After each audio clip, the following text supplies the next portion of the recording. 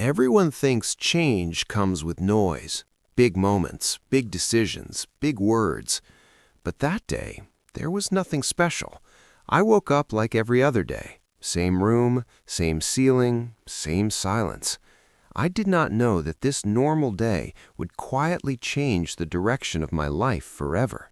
No warning, no sign, just a small moment that most people would ignore. And for years, I almost did. A normal day that changed my life. I woke up that morning without any energy. The light from the window was weak, and the room felt heavy. I stayed in bed longer than usual, staring at the ceiling, thinking about nothing and everything at the same time. My phone was next to me, full of messages, notifications, and noise, but I did not touch it. I felt tired, not in my body, but in my mind. Life felt repetitive. Every day looked the same, and I was slowly forgetting why I was even trying. After some time, I got up, washed my face, and looked at myself in the mirror. The person looking back at me looked older than before, not in age, but in spirit. I asked myself a simple question: is this really my life? I did not answer. I just turned away and continued my routine. Breakfast was simple: bread, tea, silence. No music, no conversation, just the sound of time passing. When I left the house, the street looked normal. People walking fast, cars moving slowly, shops opening their doors. Nothing special. I walked without direction, letting my feet decide where to go.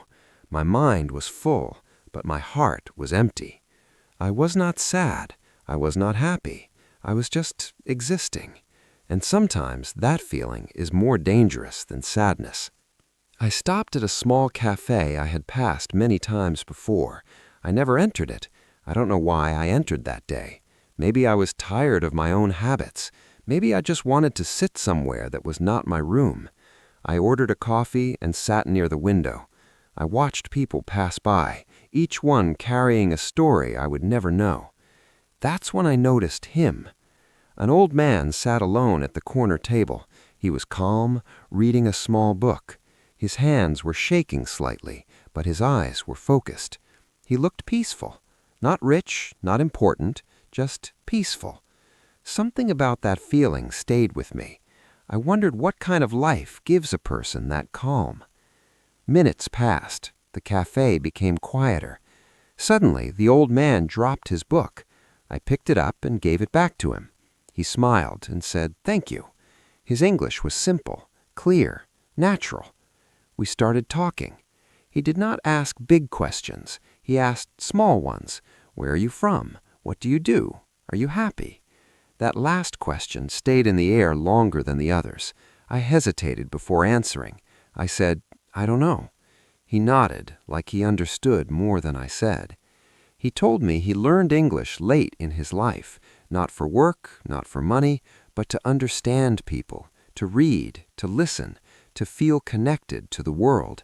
He said, language opens doors inside your mind before it opens doors in the world. I laughed softly, but something inside me moved. Before leaving, he said one sentence I would remember for years. Most people wait for a big moment to change, but life changes when you listen to small ones. He left just like that. The cafe felt different after that. The street felt louder. My thoughts felt clearer. I walked home slowly. That night, instead of scrolling on my phone, I opened my laptop and searched for something I had always delayed: how to learn English. That day did not make me successful. It did not make me rich. It did not change my life immediately. But it planted a seed, and sometimes that is all a normal day needs to do. Part 2. The Quiet Beginning. That night, after I searched how to learn English, I did not start studying immediately. I just looked. I read titles. I watched short videos. I listened to people talking about their journeys. Some started young. Some started late. Some failed many times.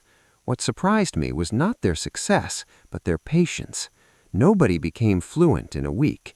Nobody changed overnight. And for the first time, that did not scare me. It made me feel calm, I chose one simple video. The teacher spoke slowly, very slowly. He said simple sentences. Hello, my name is. I almost closed the video. It felt too easy, too basic. But then I remembered the old man in the cafe, his calm voice, his simple English. I stayed. I listened. I repeated the sentences quietly, almost afraid someone would hear me. My pronunciation was bad. My accent was heavy. But something strange happened. I enjoyed it. The next day, I woke up a little earlier. Not because I was motivated, not because I had a plan. I just wanted to listen again. I played the same video while making tea. I did not understand everything, but I understood enough. That was new. Usually, when I don't understand something, I quit. That day, I didn't. Days passed. My routine slowly changed. Not completely, just a little. I still wasted time. I still felt tired. But now, English had a small space in my day. 10 minutes, sometimes 15, sometimes just one sentence. I learned words like quiet, repeat, slowly, and again. Funny enough, these words described my life at that moment. One evening, I tried to speak alone. I described my day out loud. Simple sentences. Today was long. I worked. I came home. I am tired. It felt strange, talking to no one, but it also felt honest. English became a mirror. When I spoke, I listened to myself differently. Weeks passed. I started noticing English everywhere, on signs, on videos, on my phone. Before, it was noise. Now, it was meaning. Small meaning, but real. I stopped translating everything in my head. Sometimes I just understood. That feeling was powerful, quiet, but powerful. One day, I went back to the same cafe. I did not expect to see the old man again. I just wanted to sit in the same place, drink the same coffee, feel the same calm. I opened a simple English story on my phone and started reading, slowly, carefully. Then I heard a voice. "You came back." I looked up. It was him. We talked again, this time a little longer. I told him I started learning English. He smiled like he already knew. He said, "Good, but remember, don't chase speed, chase clarity." Before leaving, he asked me to promise one thing: learn every day, even when you don't feel like it, especially then. I promised. Nothing dramatic happened, no big success, no applause, just a quiet habit growing in silence, and I was finally listening. Part 3. The first real test. After the second meeting at the cafe, something inside me felt different, not louder, not stronger, just clearer. I stopped waiting for motivation. I stopped asking myself if I felt ready. I simply continued. Every day, English became a part of my life, like brushing my teeth or drinking water. Sometimes I enjoyed it, sometimes I was bored, sometimes I wanted to quit, but I did not stop. One afternoon at work, something unexpected happened. A new colleague joined our team. He was not from my country. During lunch, everyone spoke fast, mixing languages. Then suddenly, someone looked at me and said, "Can you explain this to him in English?" My heart dropped. My hands felt cold. My mind went empty. This was the moment I had imagined many times and feared even more. I wanted to say no. I wanted to escape, but I remembered the promise I made. I took a breath and started speaking, slowly, very slowly. My sentences were simple. My grammar was not perfect. I made mistakes. I repeated myself. But something important happened. He understood me. He smiled. He nodded. And for the first time, English was not a lesson. It was a bridge. After that day, fear lost some of its power. Not all of it, but enough. I started speaking more. Short sentences, small conversations. I stopped apologizing for my English. I stopped saying, "Sorry, my English is bad." Instead, I said nothing. I just spoke. At night, I listened to long English audios, stories, podcasts, calm voices talking about life. I did not understand everything, sometimes only 60%, sometimes less, but I learned to stay, to listen without panic, to trust that understanding grows with time, not pressure. English slowly changed the way I think. I started noticing my thoughts becoming simpler, clearer. I stopped overthinking small things. When you learn a new language, you also learn patience. You accept confusion. You accept silence. You accept progress you cannot see yet. One evening, I wrote my first full page in English. It was not beautiful. It was honest. I wrote about my fears, my routine, my quiet dream of becoming better than yesterday. When I finished, I felt tired but proud, a calm kind of pride. I was still far from fluent, still making mistakes, still learning, but I was no longer the same person who woke up that normal day. Something had started, and it was not stopping. Part 4. When motivation disappeared. Part 5. Thinking in a New Way. Something subtle started happening without me noticing it at first. My thoughts began to change their shape. Before, everything in my head was loud, fast, and complicated. Now, slowly, things were becoming simpler. When I learned new English sentences, I noticed how direct they were, short, clear, honest, and without trying, I started thinking the same way. One morning, while walking to work, I realized I was describing things in my head in English, not translating, not forcing it, just simple thoughts. The weather is calm. The street is busy. I feel tired but okay. That moment stopped me in my tracks. I smiled quietly. This was new. English was no longer something outside of me. It was becoming part of how I understand the world. My conversations changed too. Even in my own language, I spoke with more clarity. I listened more. I interrupted less. Learning a new language teaches you something unexpected. Silence has value. You don't always need to fill it. You wait, you think, then you speak. At night, I listened to longer stories, sometimes 1 hour, sometimes more. I didn't chase understanding every word. I chased the feeling, the rhythm, the flow. I learned that comprehension grows naturally when you stop fighting it. Some stories made me emotional, not because they were sad, but because they felt familiar. Strangers talking about fear, hope, regret, and patience. Different lives, same feelings. English connected me to them in a way I never expected. Part 6. The Awkward Moments. Progress is never clean, and mine wasn't either. One day I made a mistake that embarrassed me deeply. I used the wrong word in a serious conversation. Everyone laughed, not in a cruel way, but it hurt. My face burned. Old fears returned instantly. That voice came back. You see, you are not good enough. That night I almost quit. I sat alone, replaying the moment again and again. But then I remembered something important. Before English, I was silent, afraid to speak at all. Now I was speaking and making mistakes. That was progress, not failure. The next day I spoke again, still imperfect, still slow, but I spoke. And something amazing happened. People respected the effort more than the accuracy. They corrected me kindly. They waited. They helped. I learned that confidence is not speaking perfectly. It is speaking honestly, even when your voice shakes. Part 7. A New Routine. A New Identity. Months passed. English was no longer study time. It was morning walks with an audio in my ears. It was quiet evenings with stories playing in the background.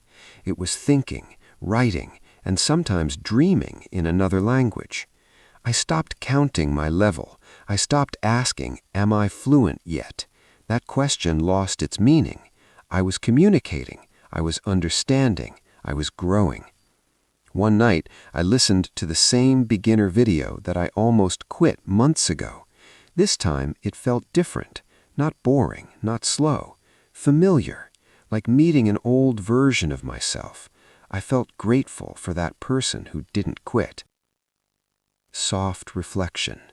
Still not the end. That normal day did not change my life in one moment. It changed my direction, and direction, given enough time, changes everything. Part 8. When English became a place. At some point, English stopped being something I did. It became a place I went to. When my days felt heavy, I listened. When my mind felt crowded, I listened. When I didn't want to think in my own language anymore, I switched to another one, not to escape life, but to breathe inside it. There were days when nothing worked. Work was stressful, people were loud, expectations were high.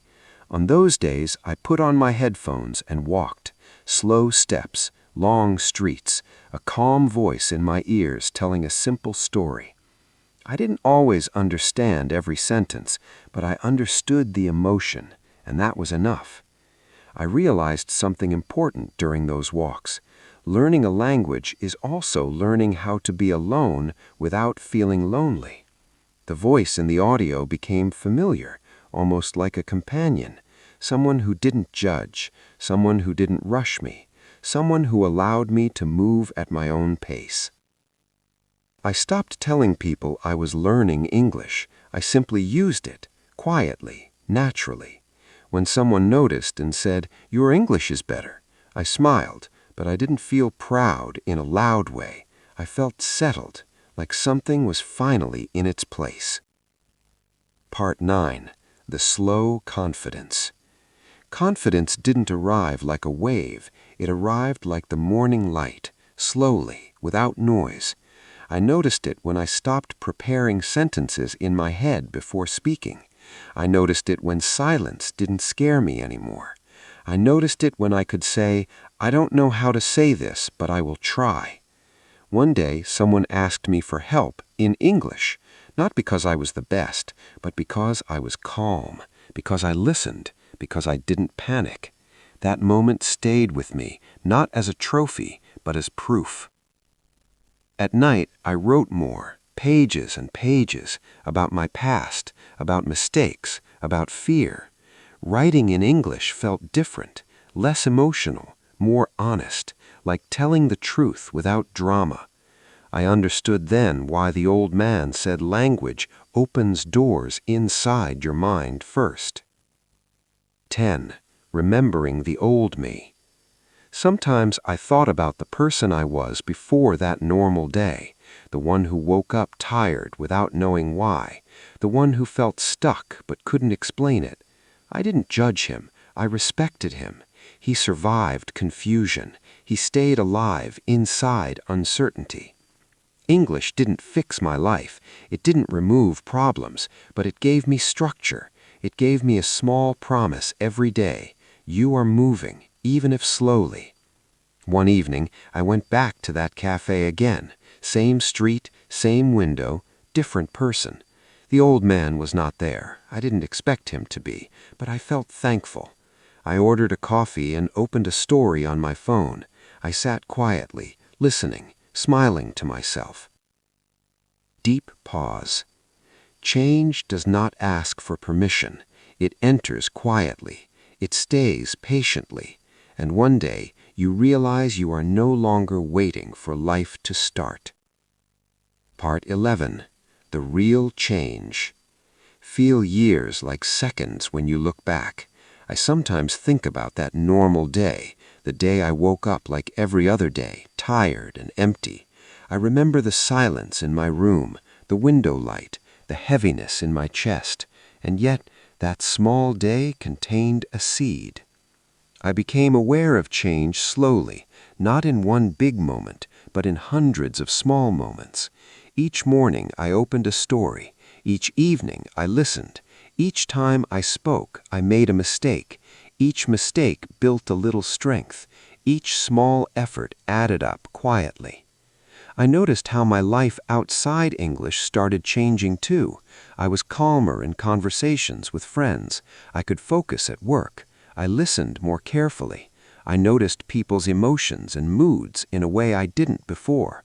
Language gave me patience, clarity, and observation, not fluency first, but wisdom first. Sometimes I thought about quitting like I did before, but then I remembered the promise I made to continue even when I didn't feel like it. That promise kept me alive inside my routine. It gave me hope, not loud hope, quiet hope, patient hope. I returned again to the cafe where it all began. The old man was gone. I imagined him somewhere, calm, reading, smiling. I sat in the same corner, opened my story, and listened. Outside, the street was loud. People walked fast. Cars honked. Life went on. But inside, everything was calm. The inner transformation. English became more than a language. It became a lens, a way to see the world, a way to see myself. I understood that I could live a full life quietly. I didn't need dramatic events to feel alive. Small choices, small efforts, small minutes counted more than I imagined. I thought about that normal day again, how ordinary it seemed at first, how boring, how empty, and I realized that the ordinary day is where everything begins. Not the big plans, not the loud moments, but the tiny decisions we almost ignore. And the quiet life inside English taught me something essential. Patience is strength. Mistakes are lessons. Silence is learning. Every small step is